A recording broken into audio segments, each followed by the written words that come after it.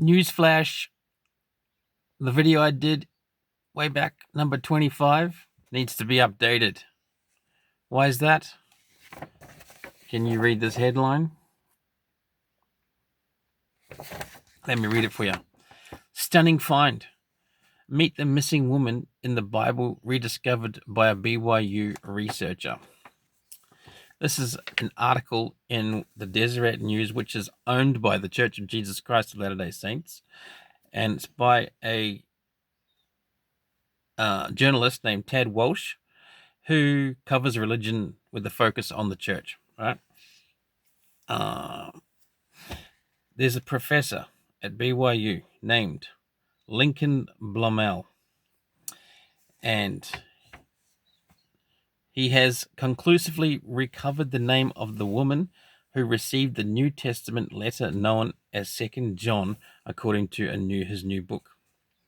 Meet Electa, an early Christian woman whose identity was concealed for nearly 2,000 years due to corrupt Greek texts and centuries of New Testament commentaries that mistakenly believed the original writer called her only an elect lady. So when I read 2 John way back then, I didn't mention anything about it because the idea is that the elect lady was meaning the church. Like John was writing to the whole church, despite the third epistle being to Gaius. So, so he's written the second epistle to this elect lady. Her name was Electa.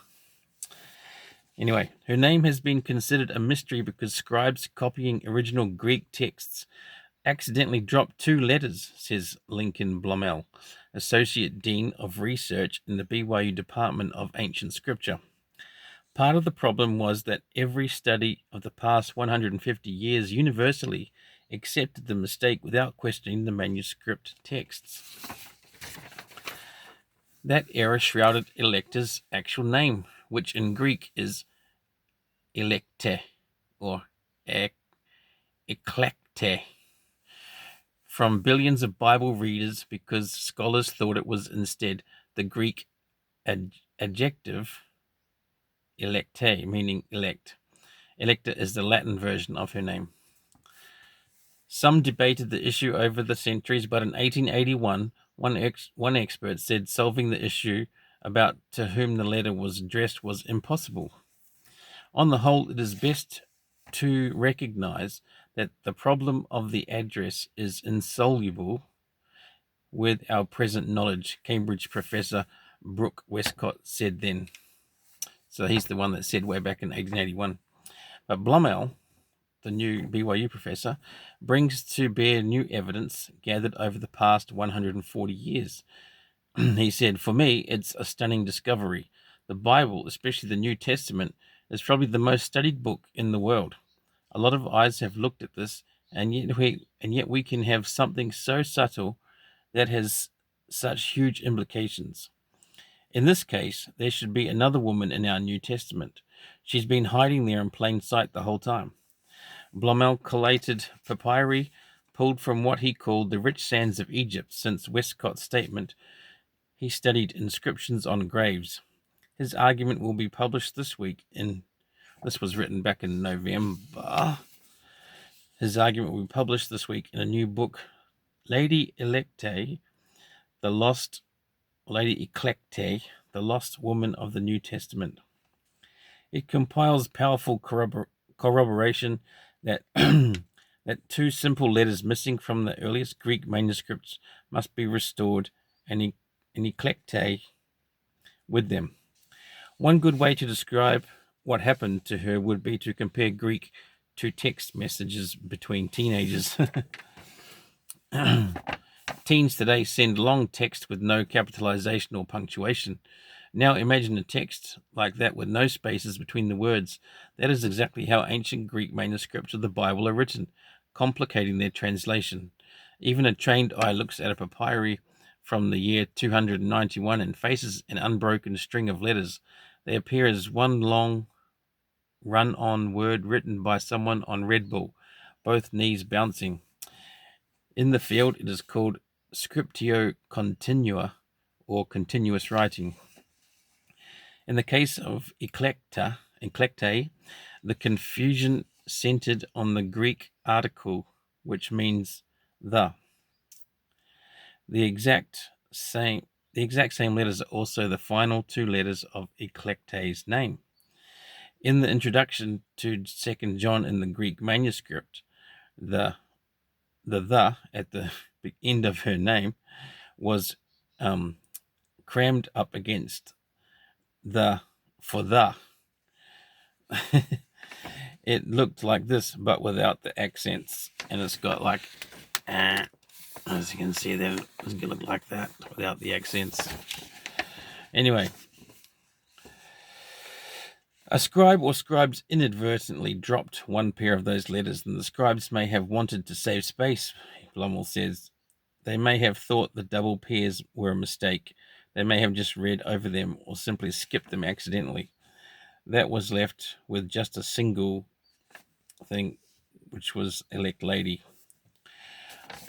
For more than 1,000 years, most scholars argue the letter's introduction was a metaphor. The letter's writer, they said, was referring to the church itself as a lady and to church members as her children, which was what I originally said in my first video, because that's what I thought the understanding was. The omission of the letters was catastrophic. The name of the only woman to whom a New Testament letter was written was lost. Blumel shows the reading should be, and he writes it out. Don't ask me what that says. Whatever the cause, scribes copied the mistake again and again, and eclectae's identity was lost for hundreds of years.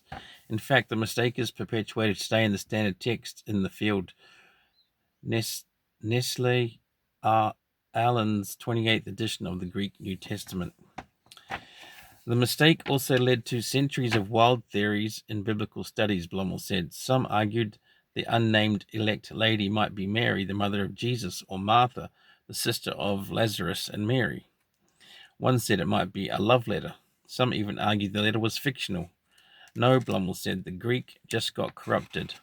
I give dozens of examples of the same kind of error occurring in early Christian manuscripts or papyri, where two duplicated letters get dropped. Experts say Blumel has proved that eclectae should be restored to all editions of the Bible. Blumel shows conclusively that the addressee of 2 John, one of the 27 books of the New Testament, is a woman named Eclectae, said Anne-Marie Louis-Gendic, the William H. Stanford Professor of Religion at Princeton University, in a statement on the book's dust jacket. So he's got some support there from the community. Another expert said Blumel's skill set was perfect for recognizing the error and restoring the missing letters and Eclectae's true identity. Sorry, a little bit more to read. This monograph is a demonstration of how painstaking philology, attention to the transmission of history of Christian texts, and deep knowledge of papyri can uncover long-hidden meanings, said John S. Kloppenborg, a specialist in Christian origins at the University of Toronto.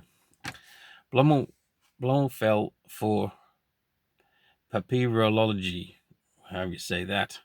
When already trained in Greek, he edited a police report from March 17, 291. The record showed a woman in Egypt reporting the kidnapping of her husband. The ancient family came alive for Blumel. Eclectae is a beneficiary. Blumel's journey to her identity began with reading a commentary by Clement of Alexandria written in the late 2nd century or early 3rd century. He wrote that 2 John was written to a certain Babylonian woman by name Eclectae. Blumel found that most commentators spent the next 1700 years discounting Clement, in part because there is no proof that Eclectae was Babylonian. Some of those who dismissed her name said there was no proof that any Greek woman of that period had been named Eclectae. They called it a ghost name. One of Blumel's contributions is how he pulled together examples of the name from the Roman period. He found 18 examples of eclectae in Greek and Latin inscriptions on graves, the earliest from the mid-1st century, about 53 to 62 CE, or Common Era, is a poetic example of a woman commemorating her husband. Eclectae made this inscription. It reads, "For herself and for her most devoted spouse, about whom she never had anything to grieve except when he died." He found several examples where it was used as a second name, like Julia Eclectae, Claudia Eclectae, Cuspia Eclectae, Livia Eclectae, and Manatia Eclectae, if I've said those correctly. And yet a leading scholar wrote in 1909 that there were no examples of Eclectae's name. Even though much of today's research and databases didn't exist then, that scholar could have known he was wrong when he wrote it, Blumel said. In fact, Eclectae was attested as the name of a woman in a book published in 1650, Blumel found. There were more known examples of Eclectae as a name from the Roman period than there are for Lois and Lydia, he found. In fact, it is found more widely than about 25% of the women's names in the New Testament. The lesson is that scholars should avoid repeating what others write without testing it, Blumel said. That's a really key point. Scholars should avoid repeating what others write without testing it themselves. Very good point. I learned that as a journalist. Just because someone's written a story about something doesn't mean they got it correct. Go back to the original source and see what they actually said. And you might get a different perspective, and your story might be completely different to what the other journalist has written. Because there is bias, right? There's bias, preconceived ideas, and all kinds of human error that come into it. So go back to the original primary sources. That's what I learned, and that's what he's done. Anyway, another part of this case for Eclectae in 2 John is how it parallels the address in 3 John. So 2 John says the elder to Eclectae, the lady. And 3 John says the elder to Gaius, the beloved.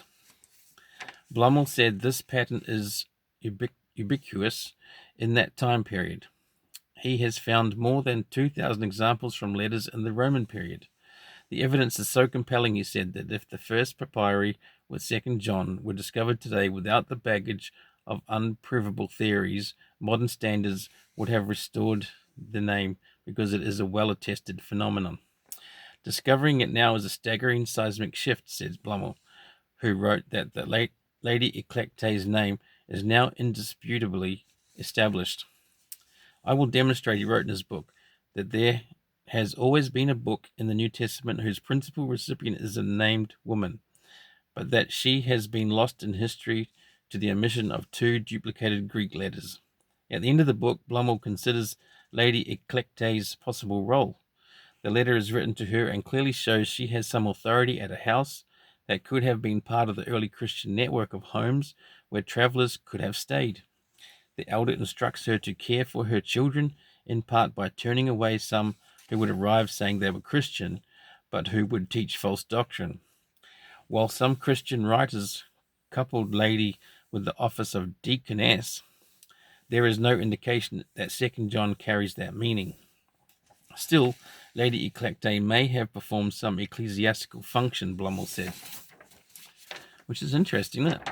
With the use of lady, he wrote, the elder may have also been subtly signaling Eclectae's authoritative position as the female master of the house, which could extend to a position of authority among the Christians who were gathering there.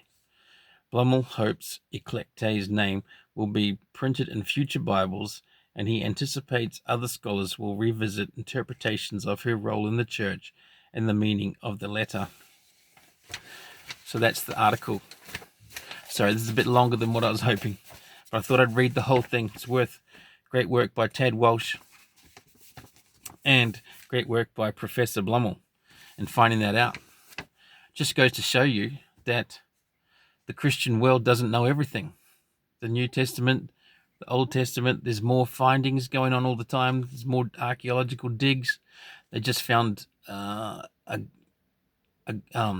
ancient city of Bethsaida, where, you look in CBN News, that go look it up. It's fantastic. They're finding stuff all the time. These artifacts, and they found interesting that they found a house that had a mosaic of Peter with the keys there, and it also had an inkwell, which suggested, one of the ladies said, that they were more literate than what they have given them credit for in the past. So of course they were more literate. They knew the scriptures, they were reading the scriptures, and they were writing down stuff and sharing it with people. Of course they were literate. I think we've got to be really careful how we look at people in the past and how we judge them. And just because we don't have proof of something doesn't mean something. Like, it'll come to light. The Lord is bringing things to light. It's fantastic. We live in an exciting time. And like I said, the Lord's bringing things to light. There's great knowledge to be gained in today's world because of technology and the way we communicate. And we're building up to the time when the Lord comes back, obviously. So He's preparing people for it. And all these types of things are part of that. Anyway, just wanted to share that with you. Hope you got something out of it. And go look it up yourself. Go research this eclectate. And the book, what was the book's title again? The Lost Woman of the New Testament.